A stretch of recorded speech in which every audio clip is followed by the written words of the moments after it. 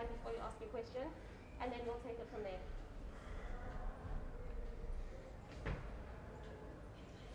The first two gentlemen over there, thank you.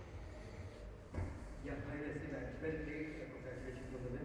Rassie, when you were struggling a bit in initially 30 or 32 deliveries, how easy was it to back with David Miller who was going all out during that phase when you were struggling to get on?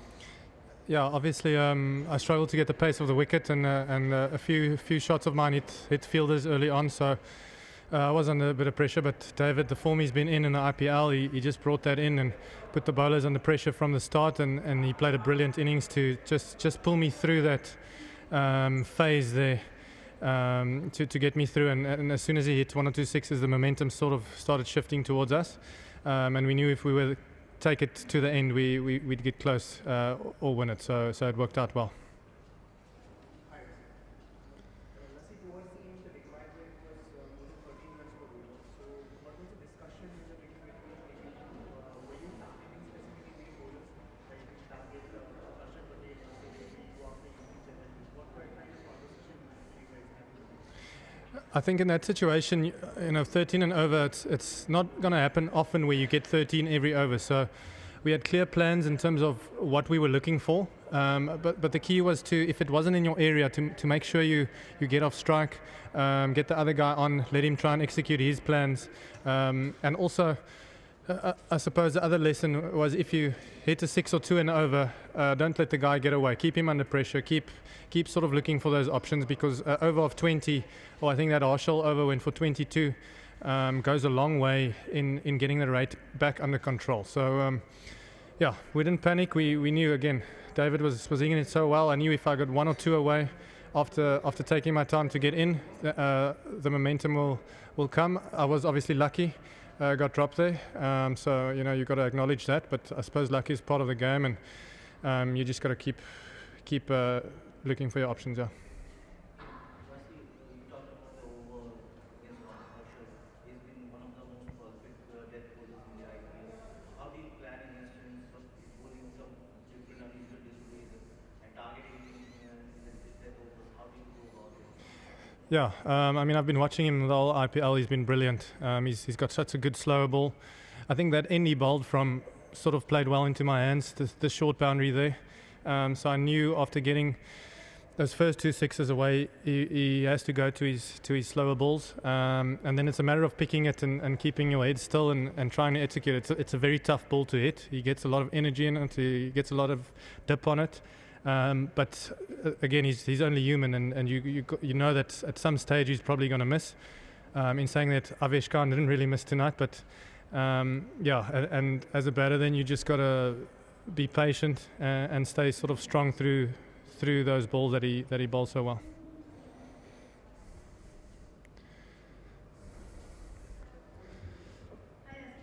My question is that many of your players of your side have played IPL also. What do you think that it has helped you to win this game against India?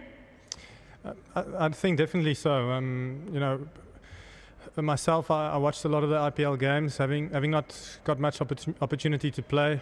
I had a pretty good idea what their bowlers would do, and the conditions. I mean, Indian conditions are different to what we have in South Africa. So I've spent 2 months here.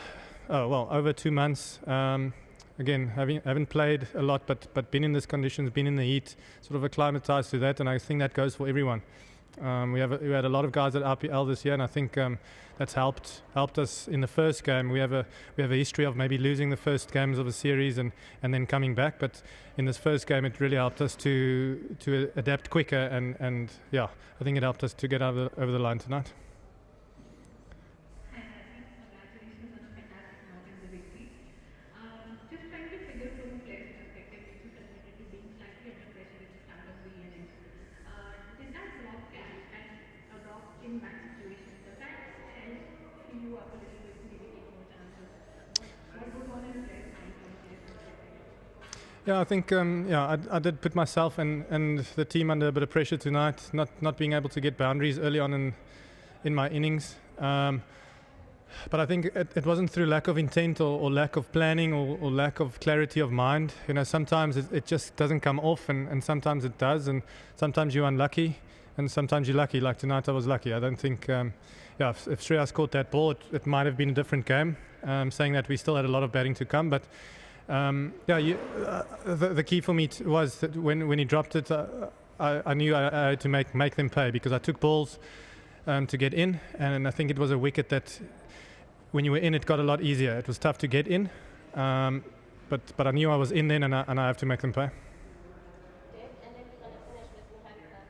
Yeah, Rassie, since you have a liking for the Indian team, you proved it in the test series back in South Africa and now this match. Do you think that the momentum in South Africa is a very good overseas team can put a pressure right from the start and with the team with not much gap in between? Do you think that South Africa has a real chance to win the series from here? Yeah, definitely. I mean, we go out to win every game. In recent times, we've performed well against India, and the challenge was for us to come here and perform well again, having performed well in South Africa.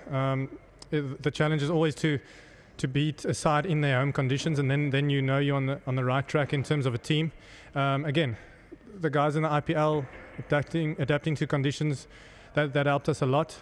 2 months of IPL, and we're a team. We even though we have some superstars in the team, we don't look at ourselves that way. We're a team full of match winners, proven match winners throughout the years, and I think if you look at it objectively, we're a pretty tough team to come up against. And some nights some guys are going to come off, some nights not, and then the other guys will chip in. So I think we've got a really balanced team and a really balanced squad, and we've played together now for a year or two, so we know our games well. Congratulations on the victory and doing well today. I want to know from you, what was the thinking behind getting victorious at number 3? Because we all saw what you did in the past days. So could you just dig into the rationale behind getting victorious at number 3 today? I think Duane is probably one of the guys in world cricket who hits the ball hardest. If you look at his domestic and I think his international stats, number 3 is a position that he's been successful at before. And the thing tonight is he had clear instruction to go in and put the bowlers under pressure. I think a total of that nature, you've got to sort of almost go hard for 20 overs. And we know when Duane gets it right, it's really, really tough to bowl to him because he's just so powerful. So he played brilliantly. Got out to a really good ball from Marshall, but I think he'll take a lot of confidence from that, and going into the series, I think he's definitely going to put the bowlers under pressure.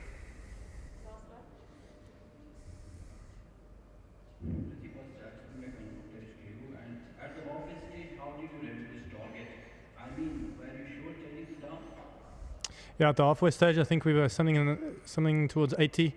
I said to David when he came in, he can play it as he sees it, but I'm pretty happy to take between 12 and 13 and over in the last 10, because I know the batting we have to come, and if you're in on this wicket, that you can really capitalise. So we didn't panic at all, and we knew even if it got up to 14, 15, we could, with that one short boundary right-left-hand combination, we knew we could target the bowlers. So I think pretty happy at the halfway stage. Yeah. Thanks very much, everyone. Thank you.